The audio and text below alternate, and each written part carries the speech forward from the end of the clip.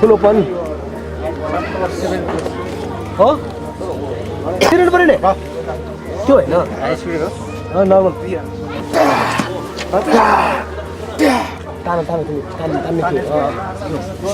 तीन गते मेरो यो वैशाख 3 गते हात भाँचेको हो तर सुटिङमा यो जुन अहिले मैले लगाएको छु यो निकालेर फुकालेर एक्टिङ गर्नु परिरहेको छ र मलाई जहाँसम्म लाग्छ पर्दामा हेर्दाखेरि थाहा हुँदैन कि सुनिल थापाको हात भाँचेको छ भनेर अनि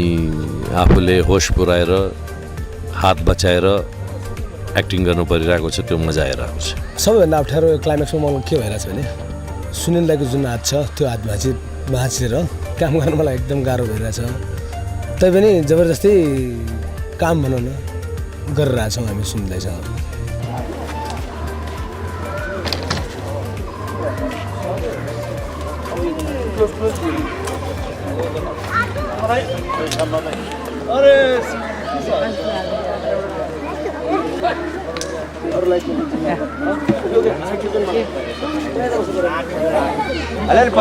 भाइ बहिनी पछाडि नबस्छ जङ्गल पाउँदैन नि त्यही हो एउटै हो त्यहाँ पनि त्यस्तो जङ्गल छैन नि हाम्रो अहिले भइरहेको सिन चाहिँ चलचित्रको अन्तिम दृश्य हो अन्तिम फाइट हो एउटा क्यारेक्टरले एउटा पापी मान्छेले गरेको कर्तुतको अन्तिममा बदला लिँदैछ हाम्रो नायकहरूले यस फाइटमा राजेश हमालजी र हाम्रो निखिल उप्रेतीजीले चाहिँ पापी मान्छेको चाहिँ जोस् एउटा रिभेन्सको सिन हो यो बदलाको भावनाले लिइरहेको दृश्य हो यो द्वन्द्व दृश्य चलचित्रको अन्तिम फाइट हो यो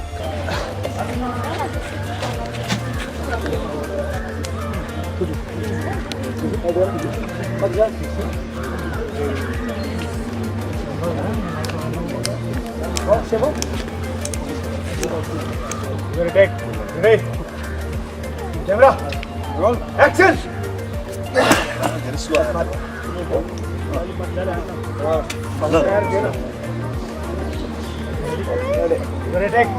क्यामेरा एक्सन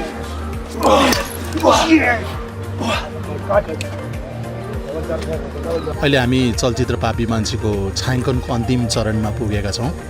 यसको क्लाइमेक्सको दृश्यहरू हामी छायाङ्कन गरिरहेका छौँ मलाई केही मौसमको कारणले गर्दाखेरि ढिलाइ भयो काम हामीले भने जस्तो गर्न सकेनौँ साथमा चलचित्रमा क्लाइमेक्समा राजेश हमाल निखिल उप्रेती अनि करिश्मा मानन्दर सञ्जिता लुइटेल सुनिल थापा त्यस्तै गरेर बाँदर कुकुरको सहभागिता यो एक भन्नुपर्दाखेरि काम पनि गाह्रो थियो जनावरलाई पनि सामञ्जस्य गरेर कलाकारहरूसँग एक्सन गराउनु पर्ने काम अप्ठ्यारो थियो र समयले पनि त्यति मौसमले साथ दिएन तर पनि काम राम्रै किसिमले भइरहेको छ रिजल्ट राम्रो छ जस्तो मलाई लागेको छ र समग्रमा भन्नुपर्दा छायाङ्कनको हामी एकदमै बिल्कुलै अन्तिम चरणमा छौँ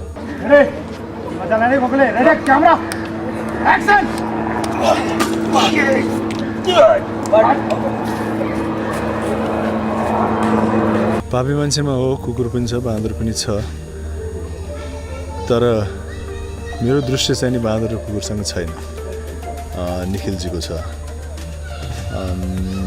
तर मसँग संलग्न नभए पनि अब टेक्निकली भन्दाखेरि बाँदरसँग र कुकुरसँग चाहिँ मैले पहिला पनि गरेको छु गोपी कृष्णमा गरेँ अर्जुन भन्ने चलचित्रमा गरेँ छुट्टा छुट्टै तर यो चलचित्रमा चाहिँ टेक्निकली बाँदर र कुकुर दुइटैसँगै गर्दैछु होइन एक्सन यस पापी मान्छे छ डर लाग्दो पापी मान्छेले के पाप गर्छ त्यो फिल्मको सुरुमै देखाइन्छ र पापी मान्छेले आफ्नो काम गरेको जुन पाप गरेको छ त्यसको लागि हिरोले कसरी बदला लिन्छ त्यो चाहिँ यसमा एउटा नयाँ स्टाइलले प्रेजेन्ट गरेको छ स्पेसली एक्सनमा मलाई जहाँसम्म लाग्छ आजसम्म भएको एक्सनहरूमा मलाई सबभन्दा बेस्ट लागेको एक्सन यही हो यसमा अब कुकुरको फाइट छ बाँदरको फाइट छ निखिल त छँदैछ होइन त्यसको साथसाथै हाम्रो राजेशजी पनि छ अरू चलचित्रको द्वन्द्वभन्दा यसमा अलिकति पृथक नै पाउँछन्। पापी मान्छे एउटा सामाजिक परिवेशमा बनेको चलचित्र हो यो। यसले एउटा परिवारभित्रको कथा व्यथालाई चलचित्रमा प्रस्तुत गरेको छ र त्यो परिवारभित्र खास गरेर दुईवटा जनावर पनि समावेश छ, बाँदर र कुकुर, त्यो परिवारको सदस्यको रूपमा। र जनावर मानिसभन्दा पनि अति नै चेतनशील छ भन्ने कुरा चलचित्र पापी मान्छेको प्रत्येक दृश्यहरूले दर्शकहरूलाई देखाउनेछ र दर्शकहरूले महसुस गर्नुहुनेछ। समग्रमा भन्नुपर्दा पापी मान्छे एउटा दुखी परिवारको कथा हो।